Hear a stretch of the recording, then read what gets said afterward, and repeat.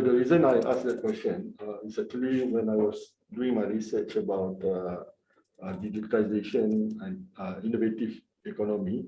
I think the reference that people make actually for that idea was taking Nokia as an example. Nokia was very efficient, very productive into their company, into the handphone business, I think. And then I think they are promoting standardization. I think they lost in terms of their market cap. I think market opportunity when everybody switched to a smartphone, and then I think Nokia suddenly disappeared in the smartphone.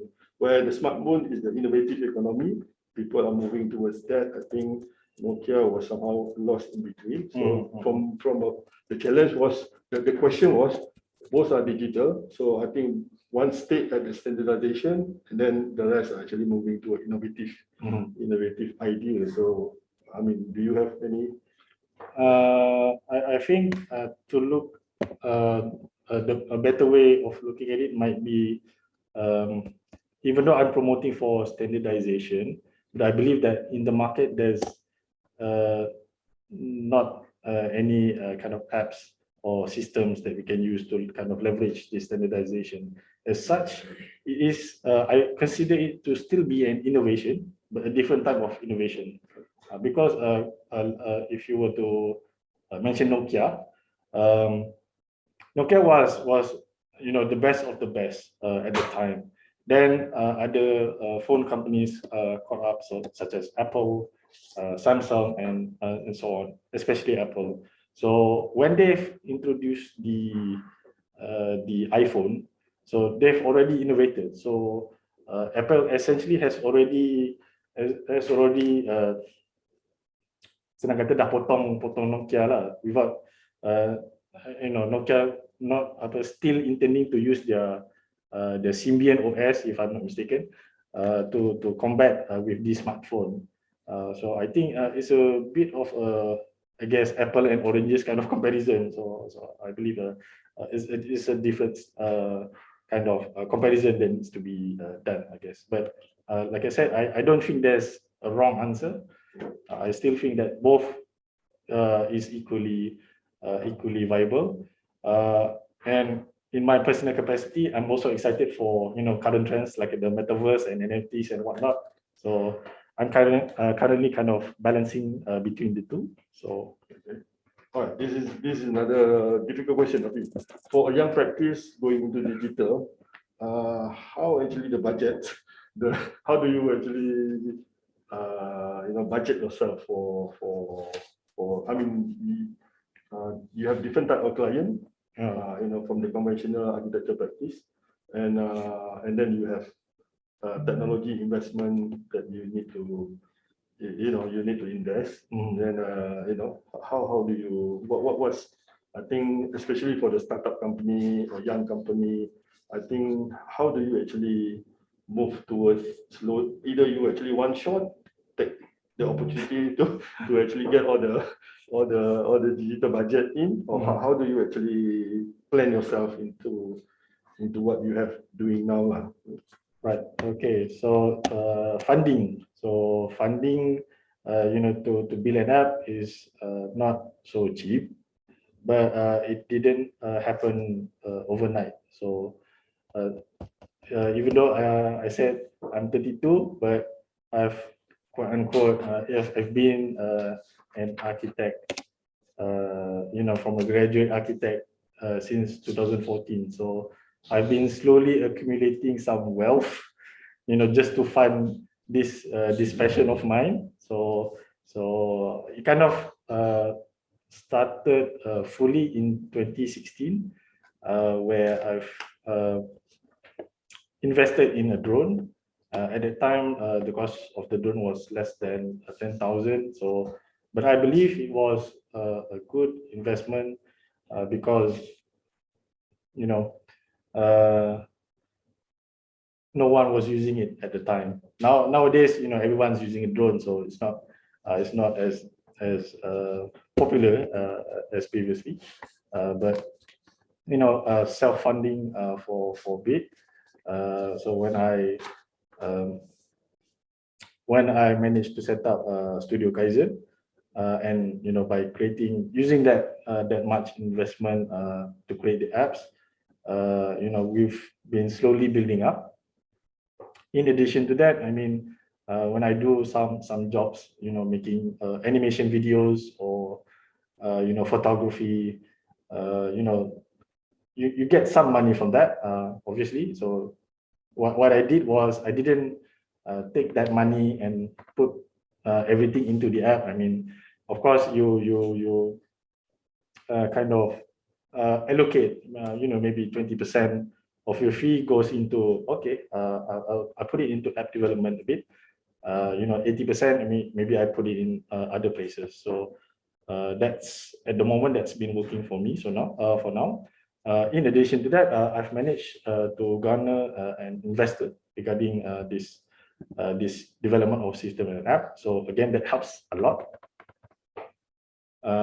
So having an investor and self-funding, and finally to raise more capital, we've gone through to a few agencies to get funding lah, essentially. So grant, so any digital grant, we've been there to some success and some failures, but it happens. So I believe that should answer the question. So I think now I think today's session is actually a very short session compared to our normal Saturday webinar. I think we can now move into a question and Q&A from our participants. Maybe can we look at the Q&A? Ada any questions? Oh, boleh balik cepat. Is okay. So a good question from Cheng Ping Ling. Is there a search engine in the app? Okay. So to answer your question, yes, it does. It depends on the app, actually. So this specifically applies in our building e-report system and our third eye inspection. Okay. So let me elaborate a bit further. In the third eye inspection, because there's a lot of documentation that you need to go through. So from statutory to your contractual contracts to your workmanship to forms and whatnot. So by creating, so you need to actually kind of cross-reference all of these different sources. So we've implemented the search engine to do just that. So let's say you have a keyword, regarding, for example, concrete. So every reference of the word concrete is shown inside the search engine. So maybe in your BQ, you have the concrete item, and then you have in your specifications, your JKR specifications, you will automatically also showcase your the concrete chapter and so on. So there is a search engine for our Beres apps. Yes, we do have a search engine which we can use to find when let's say you have you want to make a monthly report of how many complaints that are complained by the homeowners. So you can easily do a search in the search engine, so specifying the start date and the end date. So it will filter that out and kind of showcase all of your defects within that period of time. You can also search by, of course, the unit number. So let's say you're looking for this specific unit, you can search search it in the search engine, essentially. So I hope that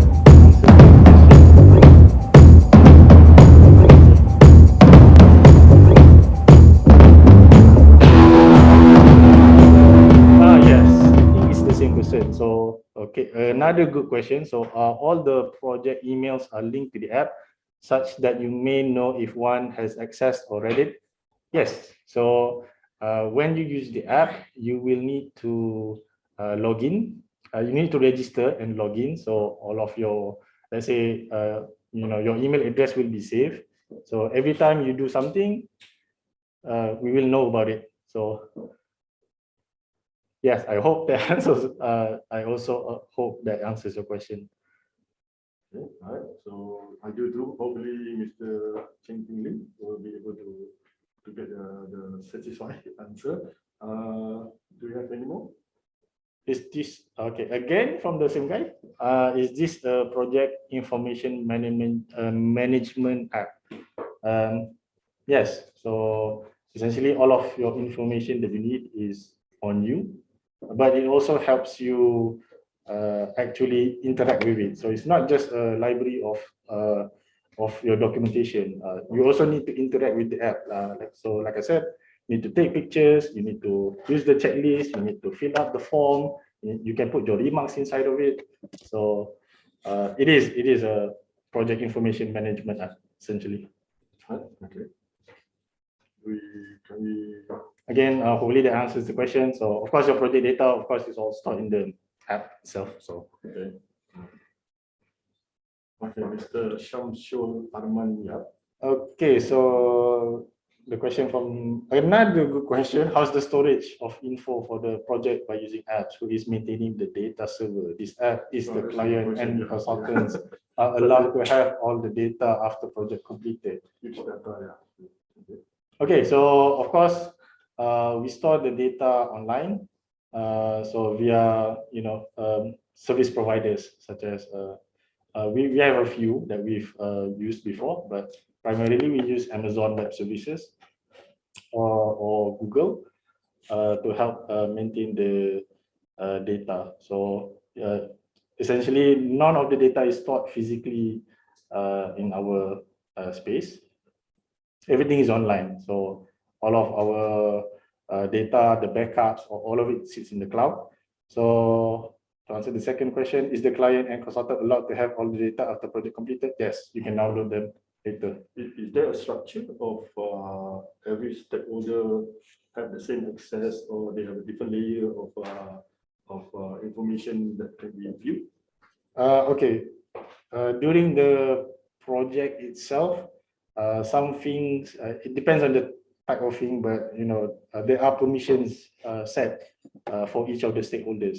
So not everything can be viewed by the contractor, not everything can be viewed by the consultant.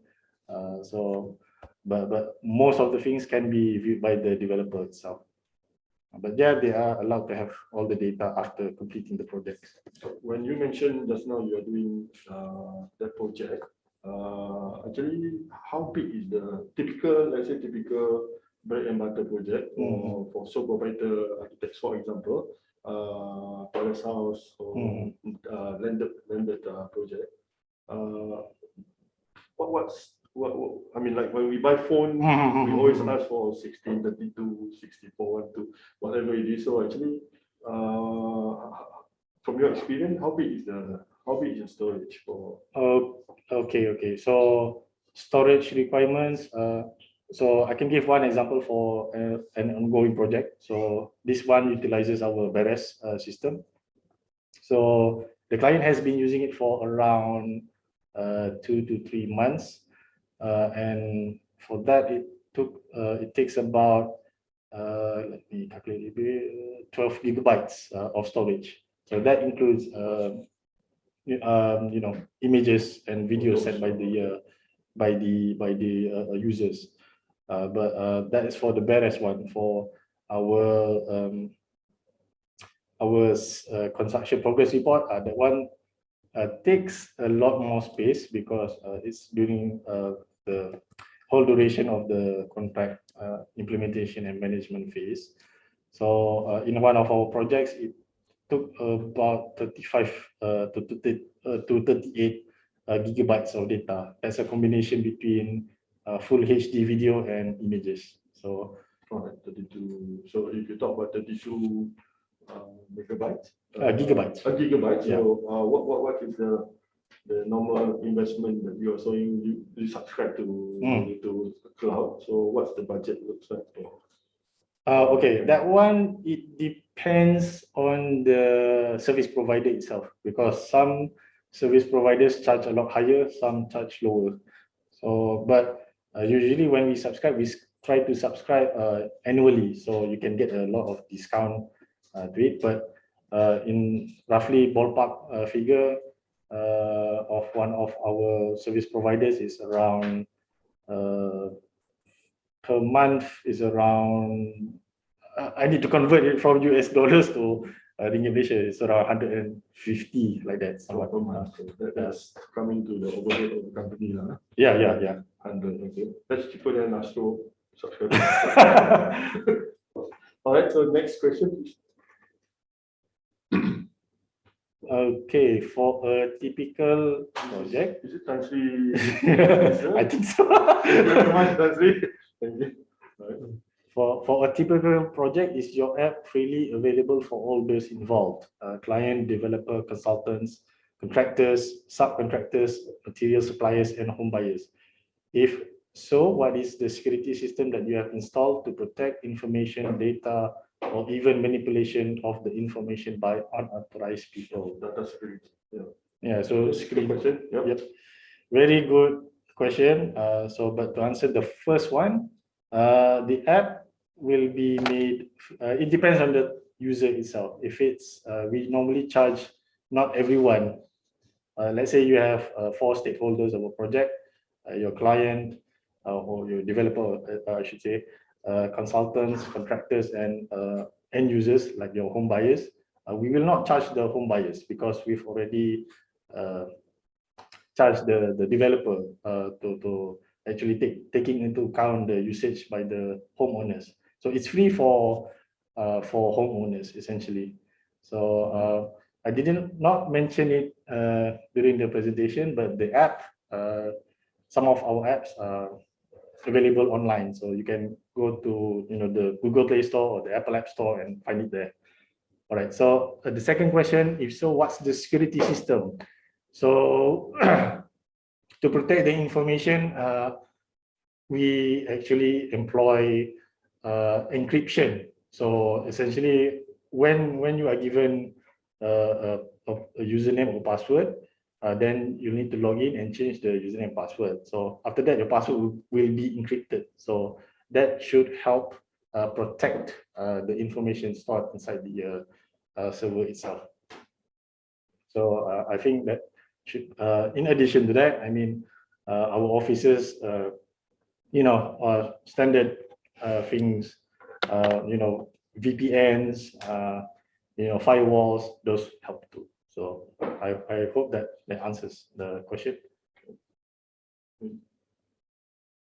well, another question from Tansri. Okay, so who is controlling the use of the app? Architect or developer? Okay, for this question, essentially, let's say it's actually a third party company like controlling the app. So for example, for studioKAIZEN, we will be the system provider. So let's say if there's an architect or developer who wants to subscribe to it, so we will be essentially overseeing everything. So we will be giving you the credentials, the login information, and so on and so forth. But of course, you can, after getting those credentials, all of the stakeholders can log into the app freely.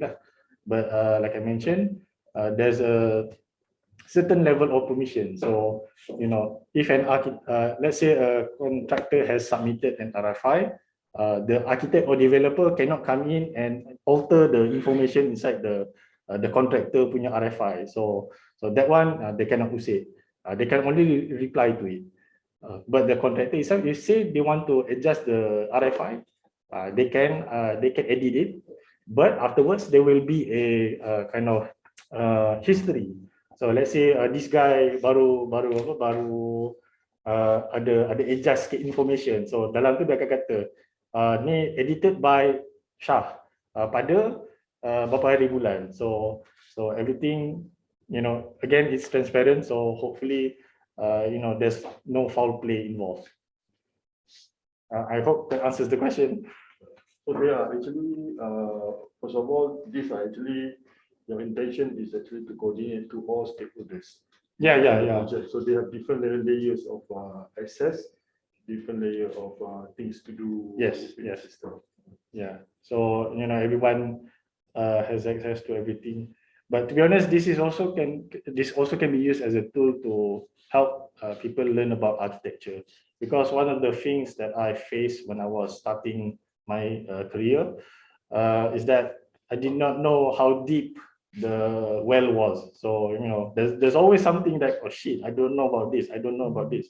But having this kind of system helps a lot in terms of it helps you keep up to speed with what's going on essentially. So I hope again that answers the question. All right, thank you, Tanzil. Next question, please.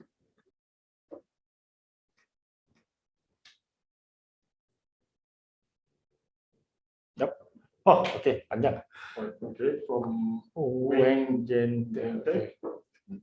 All right, number one, did you develop the application by yourself over time? Do you mind share more about your back-end team? Okay, so chicken recipe. did you develop the application by yourself over time? No. To be honest, I'm trained as an architect. I'm not an app developer. I'm not an experienced app developer. I've developed some small apps, but not these ones. I actually have a team of a few young but talented staff. My role mainly acts as a kind of a guidance to them. So I tell them what I need to accomplish, and the flow of the process itself. Then I tell it to my backend team, and they will code it. But to actually kind of develop an app, you need a lot of there's a lot of hats you have to wear, I should say. So firstly, you need a subject matter expert. So meaning in this case, architecture. So you need someone who's good at architecture.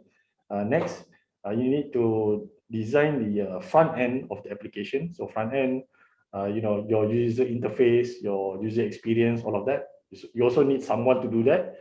Then you need the back end team. So the back end team will design the coding and whatnot.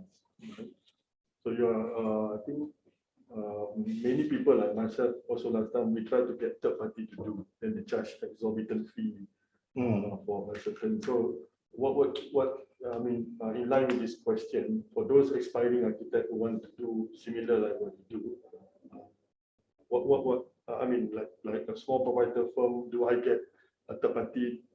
Do I subscribe to a third party? This is like your own creation as compared to subscribing to a third party app. So is it satisfying? Is it how is it more cost saving, or what can we share? I mean, in line to this question number one. I don't know. I mean, if again, myself, I'm quite passionate about technology. So the way I took it is that we hire staff to actually do it. So again, in-house developers essentially. So of course, I have a lot more control of the staff.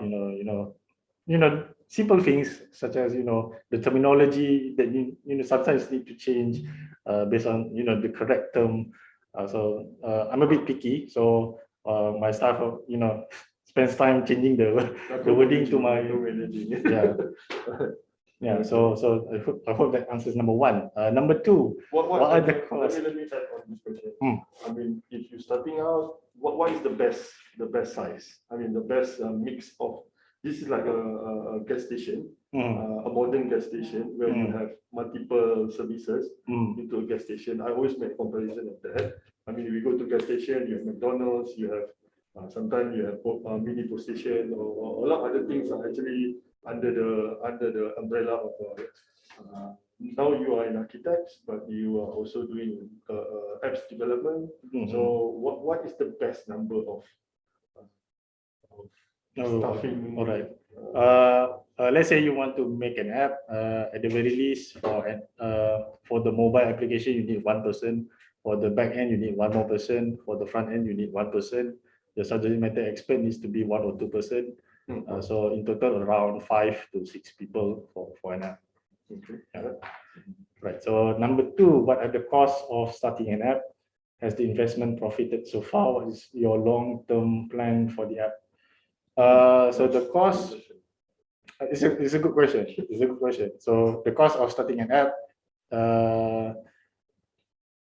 okay. Taking, like I said, we undertook a few staff to do this. So taking into account the duration of creating an app, which takes around 3 to 4 months.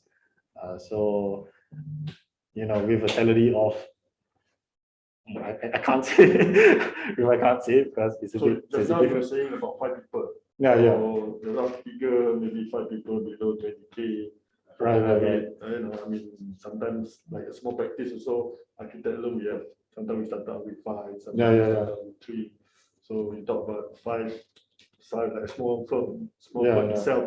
Yeah, the because it depends also on the complexity of the app itself. But for one of our apps, the cost is around 35,000 like that. When you say they are very creative, they are young.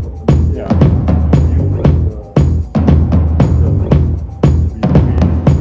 We always said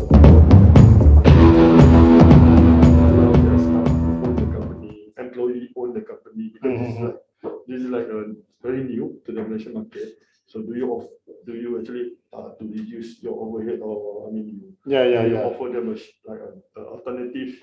Yeah. This is a venture to me. I mean you get another feel to your architecture, then they follow your master plan. So I think they are like an early investor, early believer in your drive. Yes. Essentially, it is a collaborative effort at the end of the day. So, of course, to kind of you have loyal staff. So, of course, you need to I wouldn't say incentivize, but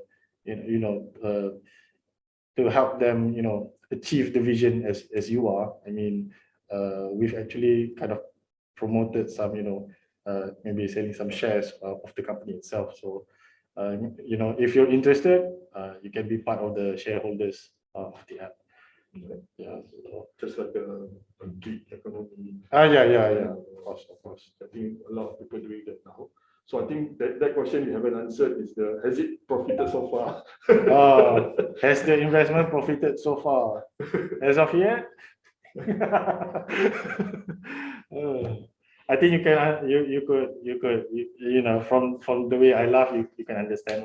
The satisfaction, I mean, you talk about you allow your basic architecture fee, you allocate certain percentage of the fee to do R&D. To me, it looks like that. Then the R&D is the apps development, architecture apps development to value add to your practice.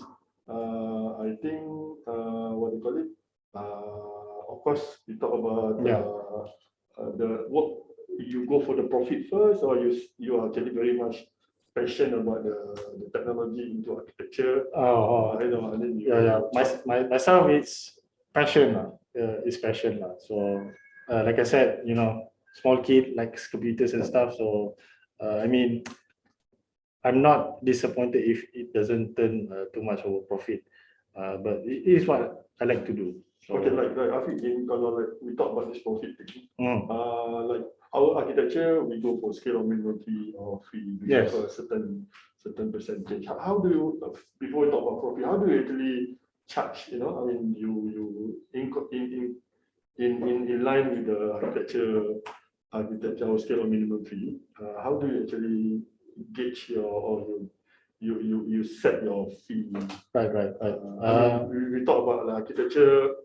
It's not a monthly. It's a fee. I mean, how do you actually see the marriage between this technology and architecture practice? You come up with a how is it? I mean, maybe you can share. I mean, okay. So scale of minimum fees is based on percentage, divided, between the phases. So, of course, from schematic design to contract documentation, you get 70% of your fee. Then your team, you get 30%. So, but I think it will be not at the moment. I've not adopted that kind of percentage based on the fee, on the basic fee. Essentially, I'm charging supplementary services fee for it because it is a different kind of service that we're providing. So, and that one cannot be put in phases because that is bergantung pada masa. So kadang-kadang macam design development, I mean they'll bergantung pada authority untuk bagi kelulusan. So during construction bergantung pada kontraktor untuk siapkan cepat, making Is it it a ruckus. subsidiary fee you Yes. So getting to that, actually, we charge monthly. So it's a subscription essentially. So let's say you get a monthly income coming. Yes. Yeah. So I think for that, for monthly, it's more sort of like secure. Yeah. Because it's guaranteed income. Every month some money comes in. So I see. All right. Yeah. Okay. So we are not talking about the real figure. I think this is not the purpose of this discussion. So I think can we say profit? It is a profitable venture. Yes. Okay, I think that will Of course. Yeah. Because like I said, I'm 32, so very young. The company is very young. The apps is very young. So of course, it takes time to recoup your ROI, ROC. Okay, that sounds good. Yeah. Okay, what is your long-term plan for the architecture apps, we call it? All right. So what is your long-term plan for the app? So in the beginning of my introduction, I actually mentioned about Iron Man scanning, defects at the construction site. So that is actually my long-term plan. Not making Iron Man specifically, but maybe taking into account artificial intelligence. Helping. Let's say there's a defect there. Using the AI, you can see, that's a defect. So you're talking about the people. Yeah. Using what do you call it? You can use virtual reality headset. So maybe when you take a look at it, okay, this is defect, this defect. So when your boss wants to make the decision whether or not that's a defect and want to send the site memo, the artificial intelligence helps you a lot. So the problem with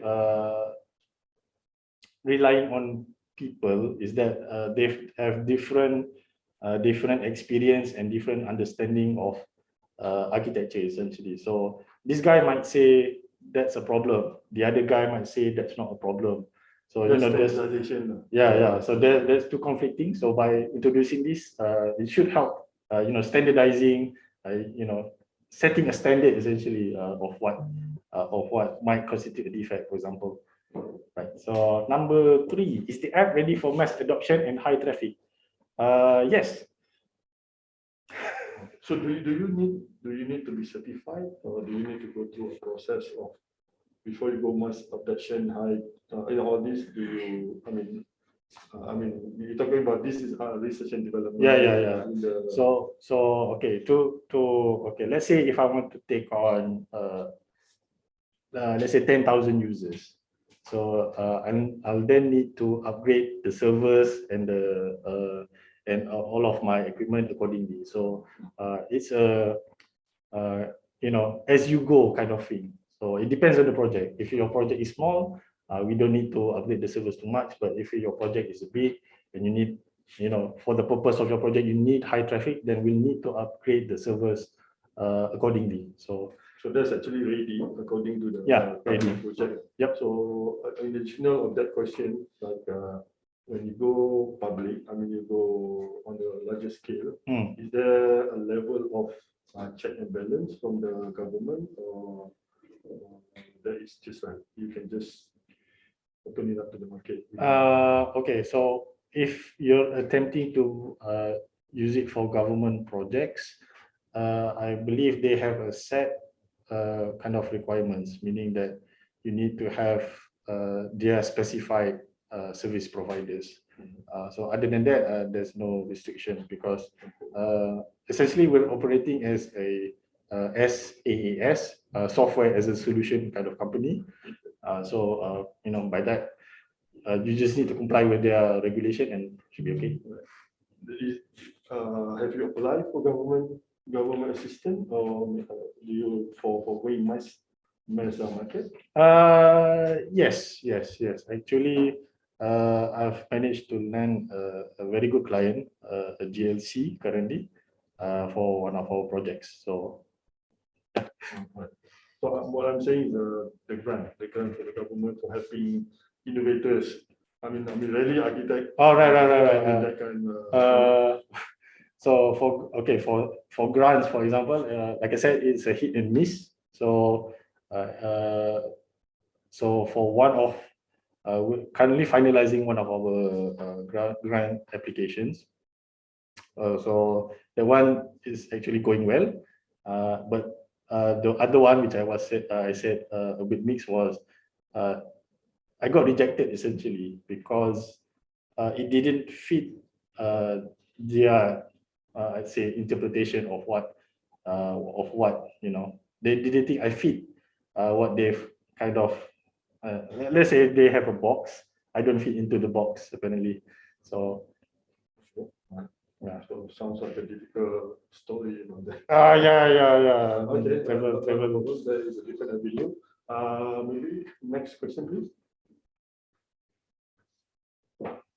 Okay, question from Cheng Ping Ling. For the project team to use this app, every individual, client, consultants, and contractors must subscribe to this app. Should one party not subscribe to the app, will this be a problem? Okay, to use the app, you need to have your login credentials. So if you do not subscribe, you cannot use the app, essentially. So you have to use it. You have to use it. So meaning that what I think probably the question is about there are 5 stakeholders, only 4 subscribe, then 1 not subscribe. Is this still functional? Okay, so let's say must have a 6. Right. So okay. So if let's say only your developer and your contractor wants to subscribe, then it still can work. It's not a problem. So it's privy to them to get all the information. Yes. So they are not. It's not restricted so that if one doesn't subscribe, nothing can work. No, it doesn't work like that. So. All right. Next question, please. Okay. This is our your what do you call it? Probably your follower, Samsung Arman again. Okay. In construction industry, all stakeholders are governed under hard copy certification from the eye of law, from contractors, progress claim to consultant fee. This covers from JKR contract to PAM contract. How is this app overcome this matter? Of course, the hard copy certification, there's no going about it. You need to print the documentation, but by using the app, you can instantly print it out. So it should not be a feature for hard copies. Yeah, there is a feature for hard copies. You can print it out, so it shouldn't be a problem. So this is essentially like the earlier one I was saying. You are saying also this is not replacing each other; they are actually complementing and very kind. Yes. This is not replacing the PSP, or this is not replacing SP or IOWs. This is meant to supplement and make your job a lot more easier and faster to do. So that means inside the apps you have the capability of switching to hard copies. Yep. Yeah. So for example, one of our apps that we use, the client still wants a hard copy. So in addition to using the app, they printed the hard copies for their own safekeeping. So they have the best of both worlds. Right. So hopefully the answer. Yep.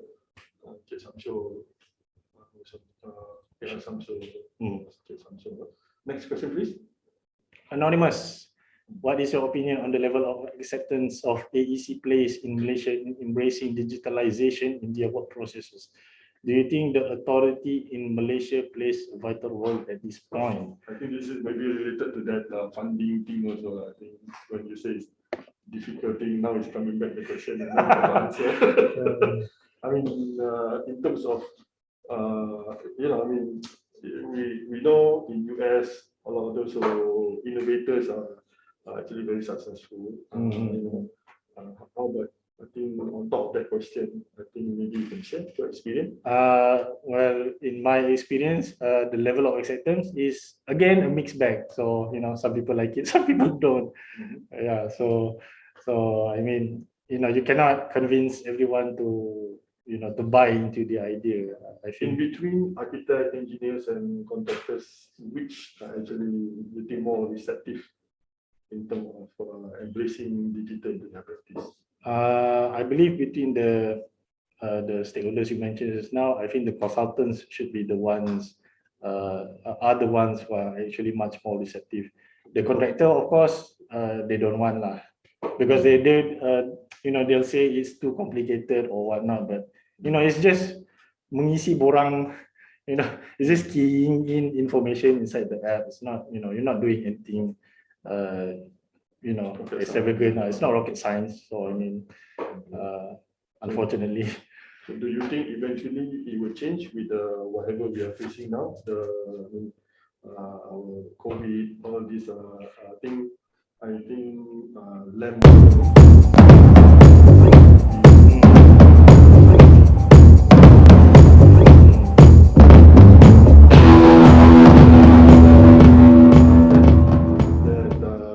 that will change soon, or do you think the direction that CIDB is trying to make consultant 30%, reaching the level of digital? Do you think that there is? I think, of course, the government needs to play a role in kind of enforcing and mandating the use of digitalization. So I mean, with that, it should help, embracing using technologies in, architecture and project development, essentially. Based on your group, do you think more and more young architects at your level are moving in the same direction, or they are actually satisfied with the conventional practice? Okay, so my personal friends aside, at the moment I see that they are, I wouldn't say they are left behind, or they are pursuing different types of innovations. So I think, like I said earlier, like the metaverse, the NFTs, I think a lot of the community, I think they're moving towards that a lot more, rather than standardization and so on. Because to be honest, it's not a glamour kind of thing to do. It's a behind the scenes kind of work. But with metaverse or NFT, you can get viral very quickly with that.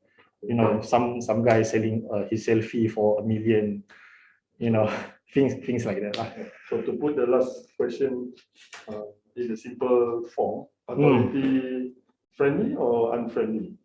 Do you think the authority?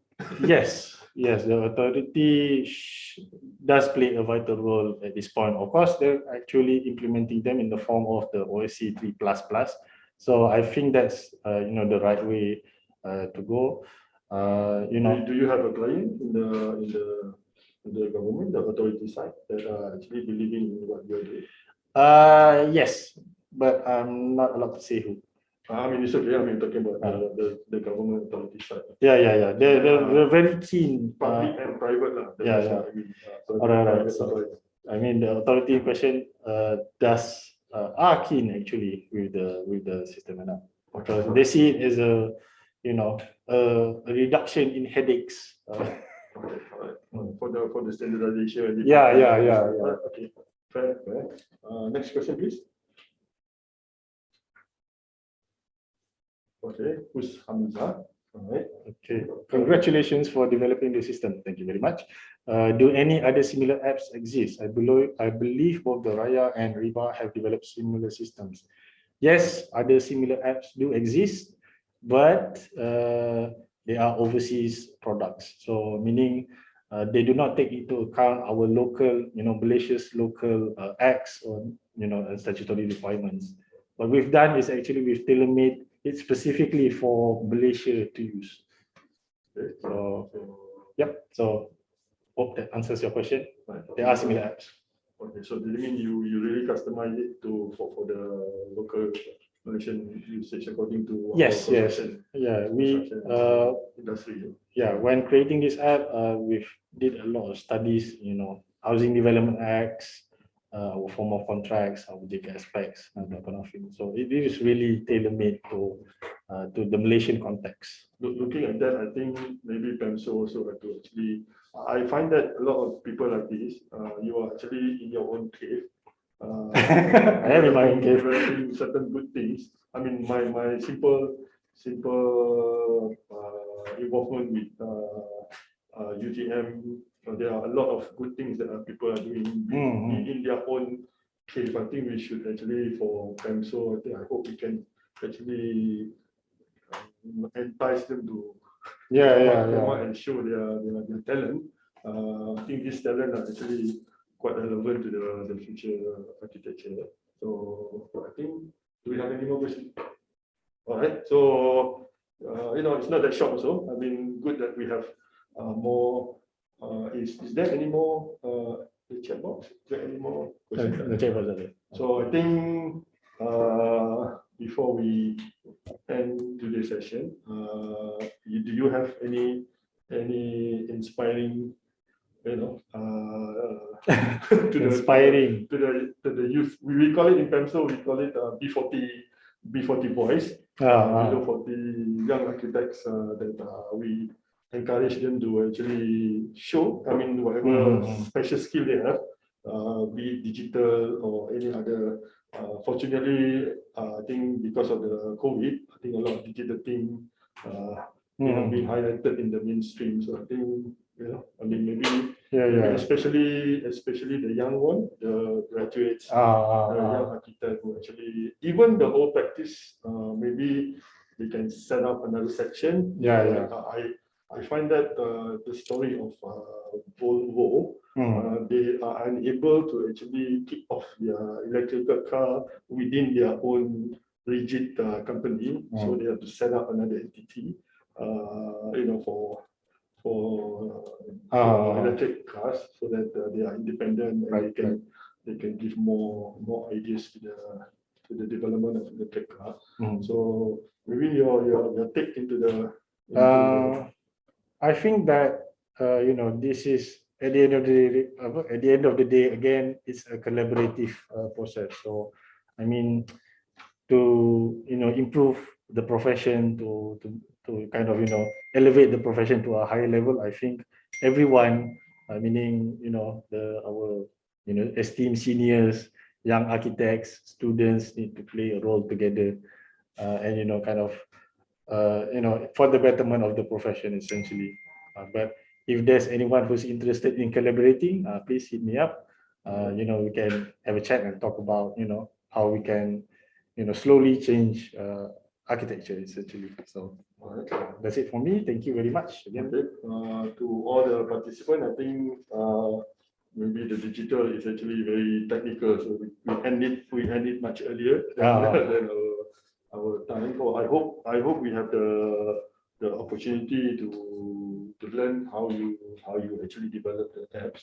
I was under PAM CPD committee. I think I think Azarian has been asking you to do some workshop on how to actually venture into this what you are doing in the digital. Maybe you want to talk a bit about that in terms of. Okay. So I mean, a workshop, meaning that you're sharing